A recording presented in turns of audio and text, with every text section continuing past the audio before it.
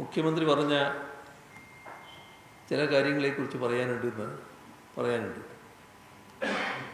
അത് മുഖ്യമന്ത്രി നടത്തിയ പത്രസമ്മേളനത്തിൽ അദാനി ഗ്രൂപ്പിൻ്റെ ഓഹരി കൈമാറ്റ വിഷയത്തിൽ പ്രതിപക്ഷത്തിനെതിരെ വില കുറഞ്ഞ ആക്ഷേപങ്ങൾ ഉന്നയിച്ച് രക്ഷപ്പെടാനൊരു ശ്രമം നടത്തുന്നതാണ് കാണാനിടയായി. ദേശാഭിമാനി ജൂൺ 5 പ്രസിദ്ധീകരിച്ച വാർത്ത പൊക്കിപ്പിടിച്ചാണ് സ്വന്തം വാദങ്ങൾക്ക് മുഖ്യമന്ത്രി ന്യായീകരണം കാണാൻ ശ്രമിക്കുന്നു. ദേശാഭിമാനിക്ക് ഓഹരി കൈമാറ്റം മുൻകൂട്ടി അറിയാമായിരുന്നുവെന്നാണ് അദ്ദേഹം സമർത്ഥിക്കാൻ നോക്കിയത്. ഈ വിവരം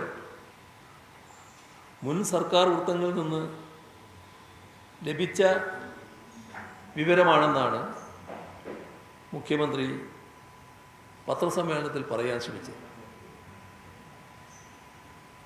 ദേശാഭിമാനി മുഖ്യമന്ത്രി വായിക്കുന്നുള്ളത് നല്ല കാര്യം തന്നെയാണ്. എന്നാൽ മറ്റു പത്രങ്ങളും വായിക്കുന്നുണ്ടാവുമല്ലോ. ഇവിടെ ദേശാഭിമാനിയിൽ മാത്രമാണോ ഈ വാർത്ത വന്നത്? ദേശാഭിമാനിയുടെ വാർത്ത 5-നാണ് എന്ന് അദ്ദേഹം തന്നെ പറഞ്ഞു. ജൂൺ 1 ഇതുമായി ബന്ധപ്പെട്ട വാർത്ത കൊടുത്ത മാധ്യമമാണ് എക്കണോമിക് ടൈംസ്. ജൂൺ 3 ഇതുമായി ബന്ധപ്പെട്ട വാർത്ത കൊടുത്ത മാധ്യമമാണ് മാതൃഭൂമി. അപ്പോൾ അതിനു മുൻപുള്ള ഈ വാർത്തകൾ അദ്ദേഹത്തിൻ്റെ ശ്രദ്ധയിൽപ്പെട്ടിട്ടില്ലേ? അപ്പോൾ മറ്റ് മാധ്യമങ്ങൾ മുൻപേ തന്നെ റിപ്പോർട്ട് ചെയ്തൊരു വാർത്ത 3-4 ദിവസം കഴിഞ്ഞ് ദേശാഭിമാനി റിപ്പോർട്ട് ചെയ്തതിനെയാണ് ദേശാഭിമാനി എന്തോ രഹസ്യ വിവരം പുറത്തുവിട്ടു എന്ന നിലയിൽ മുഖ്യമന്ത്രി അവതരിപ്പിക്കുന്നു.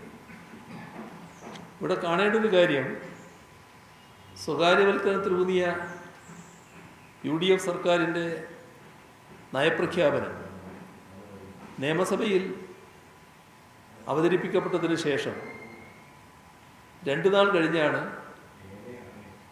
എക്കണോമിക് ടൈംസിലൂടെ ഈ വാർത്ത ആദ്യം പുറത്തു വരുന്നത്.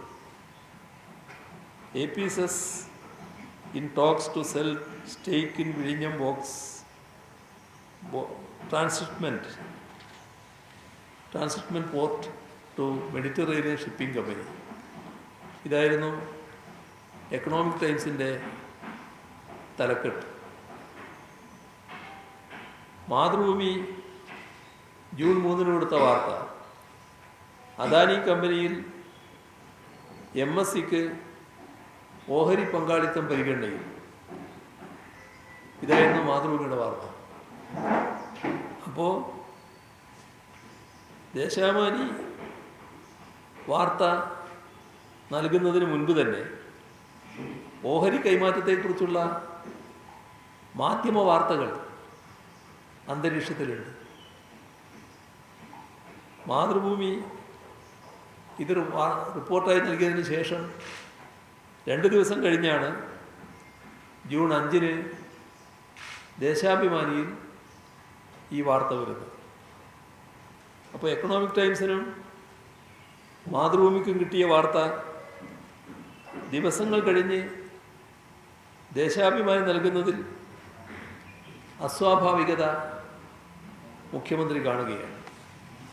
അതൊരു കണ്ണടച്ചിരുട്ടാക്കാൻ ശ്രമിക്കുന്നതിന് തുല്യമാണ്.